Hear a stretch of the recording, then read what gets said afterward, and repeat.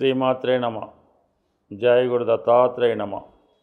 ఈ వీడియోలో మనం మకర రాశి వారికి అక్టోబర్ 1 నుంచి డిసెంబర్ 31 వరకు జరగబోయే త్రైమాసిక ఫలితాలు ఏ విధంగా ఉంటాయి అని పరిశీలించే ప్రయత్నం చేద్దాం. మకర రాశి అన్నది ఏంటంటే జీవితంలో పోరాడి సాధించే రాశి. అయితే వాళ్ళు ఏదైనా అనుకుంటే దాన్ని ఖచ్చితంగా సాధిస్తారన్నమాట. జీవితంలో ఎంత కాలమైనా ఎదురు చూసి అనుకున్నది సాధించడం జరుగుతూ ఉంటుంది. ఒకళ్ళ మీద పోటీ పడ్డా, ఒకళ్ళ మీద కోపం ఉన్నా ఏదైనా వాళ్ళు సాధించగలుగుతూ ఉంటారు.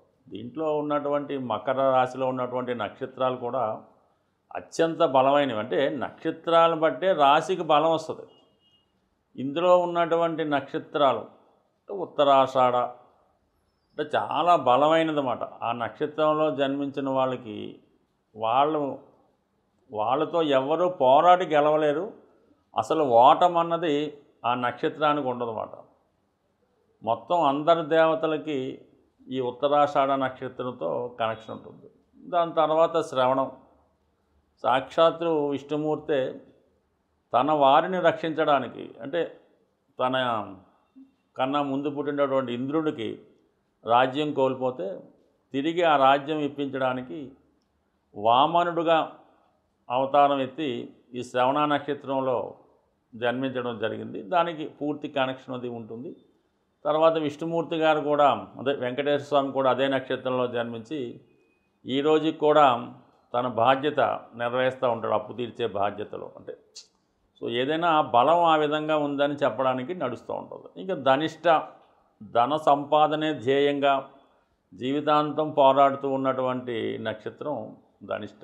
ఈ విధంగా ఈ నక్షత్రంలో ఈ నక్షత్రాలన్నీ కూడా ఈ మకర రాశిలో ఉండడం వల్ల ఈ మకర రాశి అన్నది ఈ గజేంద్ర మోక్షం, గజేంద్రుడికి మోక్షం కలగడానికి ఆ గజేంద్రుడు మొసలితో పోరాటం జరుగుతూ ఉంటుంది. అంటే మామూలుగా ఎంబటినే నీటిలో దిగితే మొసలు పట్టుకుంది, విష్ణుమూర్తి చక్రం ఇచ్చాడు కాకుండా ఒక 10,000 సంవత్సరాల పాటు అతను ఆ మొసలితో పోరాడవలసి వచ్చింది. గజేంద్రుడు 10,000 సంవత్సరాలు పోరాడి చివరికి అతనికి, అంటే గజేంద్రుడికి సాధ్యం కాకపోవడంతో అప్పుడు స్వామిని విష్ణుమూర్తిని వేడుకుంటే అప్పుడు విష్ణుమూర్తి వచ్చి ఆ మొసల్ని సంహరించి గజేంద్రుడిని రక్షించడం జరుగుతూ ఉంటుంది. అంటే అంత దీర్ఘకాలం పోరాడవలసి వచ్చిందన్నమాట. సో ఈ విధంగా ఈ మకర రాశి వారు కూడా అంత కష్టపడి జీవితంలో వాళ్ళు అనుకున్నది సాధిస్తారు. కేవలం వాళ్ళ జీవితం అంతా నాకు తెలిసి కుటుంబం కోసమే. చిన్నప్పుడు తల్లిదండ్రులు, తమ్ముళ్ళు ఉంటే తమ్ముళ్ళు, పిల్లలు, ఎంత చేసినా కూడా ఏం సాధించామంటే ఏముండదు. ఈ విధంగా చివరికి అందరి యొక్క నిరాదరణకి గురవడం జరుగుతూ ఉంటుంది. బట్ ఏదైనా ప్రస్తుతం మకర రాశి వారికి ఈ నెల ప్రారంభం నుంచి, అంటే ఈ క్వార్టర్ ప్రారంభం దగ్గర నుంచి అక్టోబర్ 27 వరకు కుజుడు దశమ స్థానంలో దిగ్బలుడై వృత్తిలో చాలా నిర్మమాటంగా, నిష్పక్షపాతంగా వ్యవహరిస్తూ ఉంటారు. అలాగే చతుర్థాన్ని కూడా వీక్షించడం వలన స్థిరాస్తిపై ఉన్నటువంటి సమస్యలు సాల్వ్ చేసుకుంటారు. అయితే ఏంటంటే అక్టోబర్ 27 నుంచి డిసెంబర్ 7 మధ్యలో 11వ స్థానంలోకి వచ్చిన కుజుడు జీవితంలో ఎదురయ్యే చాలా సమస్యలకి మీరు ఆ సమయంలో పరిష్కరించుకుంటారు. భూముల మీద ఉన్న సమస్యలు, అన్నదమ్ములపై ఉన్న సమస్యలు, ఉద్యోగంలో ఉన్నటువంటి సమస్యలు, ఇవన్నీ కూడా అక్టోబర్ 27 నుంచి డిసెంబర్ 7 మధ్యలో పరిష్కరించుకోవడం జరుగుతుంది. కుజుడు లాభంలోకి వచ్చినప్పుడు ఆ కారకత్వాలన్నీ మనకు ఫలిస్తాయి అన్నమాట. పైపెచ్చు ఈ మకర రాశిలోనే కుజుడు ఉచ్చులో ఉంటాడు. కుజుడు నెమ్మదిగా ఉచ్చులోకి వస్తున్నాడు అనమాట. అంటే మకర రాశిలో ప్రవేశిస్తున్నాడు.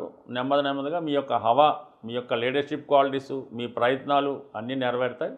ఎస్పెషల్లీ నిరుద్యోగులు ఏదైతే ఉద్యోగ ప్రయత్నాలు చేస్తున్నారో, అలాగే ఎవరైతే రియల్ ఎస్టేట్ వ్యాపారస్తులు వాళ్ళ జీవితంలో స్థిరపడాలనుకుంటున్నారో వీళ్ళందరికీ కూడా నెమ్మదిగా అతి తొందరలో, అంటే ఇంచుమించుగా మీకు జనవరి 15 తర్వాత కుజుడు ఉచ్చులో ప్రవేశించి మకర రాశిలో ఉన్న సమయంలో మీరు అనుకున్నటువంటి డెస్టినేషను కంప్లీట్గా చేరుకొని మీకు మీరే ఒక లీడర్గా, ఒక నాయకుడిగా ఎదుర్కోవడం జరుగుతూ ఉంటుంది.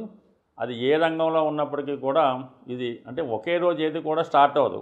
నెమ్మదిగా ఇప్పుడు ప్రారంభమైనటువంటి మీ యొక్క ఇంప్రూవ్మెంట్ ఎప్పుడు డిసెంబర్ 7 నుంచి ప్రారంభమైనటువంటి మీ ఇంప్రూవ్మెంటు జనవరి 15 తర్వాత అది ఒక గమ్యం చేరుకొని దాని తర్వాత మళ్ళా నెమ్మదిగా ఆ ప్రోగ్రెస్ అది కారణం అవుతూ ఉంటుంది. ఏదేమైనా గురువు కూడా ప్రస్తుతం మీకు 6వ స్థానంలో ఉంటూ ఒక విధంగా వ్యయాధిపతి 6వ స్థానంలో ఉంటూ ఒక విశేషమైనటువంటి రాజయోగాన్ని విపరీత రాజయోగం లాంటిది ఇస్తూ ఉంటాడు. నెమ్మదిగా అక్టోబర్ 18 తర్వాత గురువు సప్తమంలోకి ప్రవేశిస్తున్నాడు. అంటే ఉచ్చస్థానంలోకి ప్రవేశిస్తూ నెమ్మదిగా అతిచారతో రావడం వల్ల సప్తమంలో వచ్చినటువంటి గురువు ఒక విధంగా గురువు సప్తమంలోకి వస్తే మంచిదే, కానీ మన మకర రాశి వారికి మాత్రం వ్యయాధిపతిగా భార్యాభర్తల మధ్య ఏంటంటే సున్నితమైన ఎడబాటు వచ్చే అవకాశం ఉంది. అంటే మీ భర్తకి ఏదన్నా పెద్ద ఉద్యోగం రావడం వల్ల ఎక్కడో పెద్ద పదవి రావడం వల్ల కొన్నాళ్ళు ఆయన దూరంగా ఉండవలసి రావచ్చు.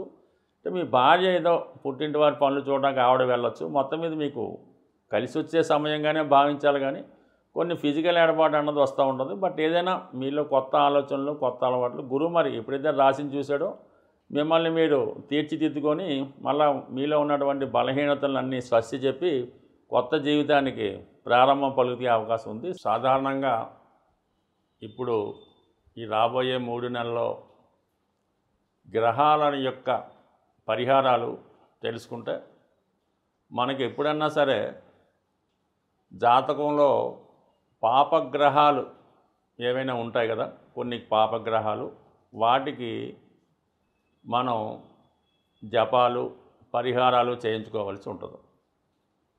అలాగే ఏదైతే మనకి అనుకూల గ్రహాలు పుణ్యగ్రహాలు ఉంటాయో వాటికి సంబంధించిన గ్రహాలకి దానాల రూపంలో కానీ దానికి సంబంధించినటువంటి దైవాన్ని ఆరాధించడంలో మనం ఆ గ్రహాల యొక్క అనుకూలత సాధించవచ్చు. ఏదైనా ప్రతిరోజు క్రమం తప్పకుండా సూర్య నమస్కారం, నవగ్రహ స్తోత్ర పారాయణ చేసుకోవడం వలన కంపల్సరిగా జాతకంలో ఉన్నటువంటి గ్రహాలు మనకు అనుకూలిస్తాయి.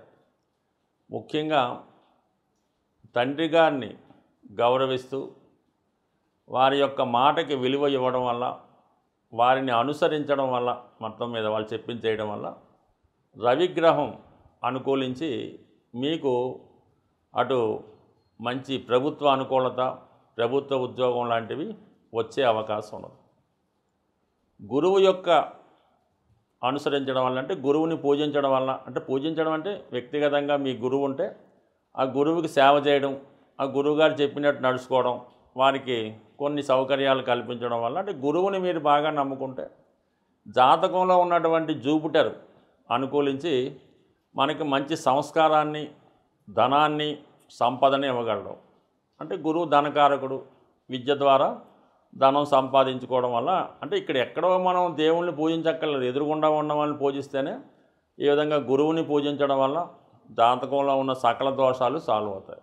ఇంకా మదరు తల్లిని సేవించడం వల్ల, తల్లిగారిని గౌరవించడం వల్ల, వారి ఇబ్బందుల్లో ఉంటే వారిని కొద్దిగా జీవనోపాధి కల్పించడం వల్ల మీకు జాతకంలో ఉన్నటువంటి చంద్రుడు యాక్టివేట్ అయి మీకు గృహ సౌఖ్యాన్ని కలిగించడం జరుగుతుంది.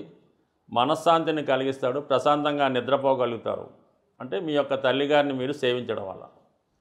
ఇక శుక్రుడు అంటే మీ జీవితంలో మీ భార్యని గౌరవించడం వల్ల, వారిని మర్యాదగా చూడటం వల్ల, లేదంటే మీ పెద్ద కుమార్తె, మీ ఆడపిల్లల్ని, మీకు పుట్టినటువంటి ఆడపిల్లల్ని గౌరవంగా చూడటం వల్ల వాళ్ళకి సదుపాయాలు కల్పించడం, మీ సిస్టర్స్ వీళ్ళంతా కూడా శుక్రుని యొక్క కారకత్వాలు, వాళ్ళకి గౌరవప్రదంగా చూస్తూ వాళ్ళకి ఇవ్వవలసిన కానుకలు కానీ సాంప్రదాయంగా ఇవ్వాల్సింది కానీ ఇవ్వడం, సాధారణంగా స్త్రీధనం తీసుకోవడం కానీ, స్త్రీలకు ఇవ్వాల్సినటువంటి వాటా మన సాంప్రదాయ ప్రకారం గతంలో కేవలం మగపిల్లలకే వాటా ఉండేది, స్త్రీలకు ఏదో ఇచ్చి పంపిస్తుంటారు. కానీ ఇప్పుడు సమాజం ప్రకారం వాళ్ళకి ఏమైనా వాటా ఇవ్వాల్సి ఉంటే ఖచ్చితంగా మీరు వాళ్ళకి ఇవ్వాల్సింది వాళ్ళకి ఇచ్చేసేయండి.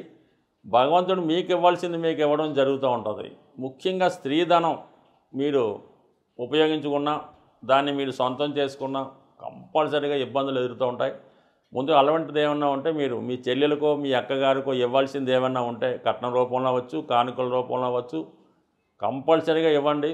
మీకు శుక్రుడు అనుకూలించి విశేషమైనటువంటి ఐశ్వర్యాన్ని ఇవ్వడం జరుగుతూ ఉంటుంది.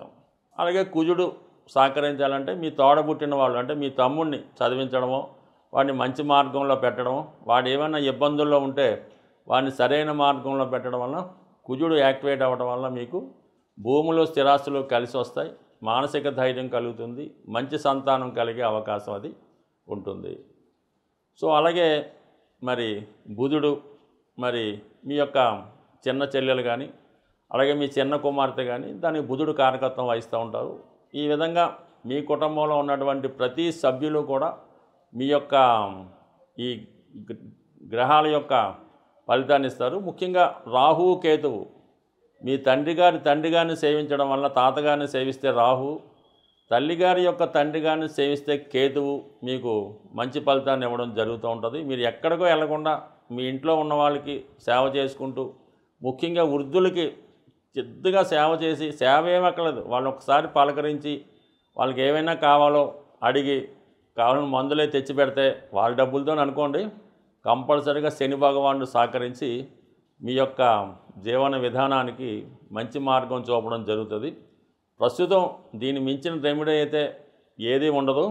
మీరు వేల లక్షల కోట్లు ఖర్చు పెట్టడం కన్నా మీ ఇంట్లో ఉన్న వాళ్ళని ముందు జాగ్రత్తగా చూస్తే మంచిది.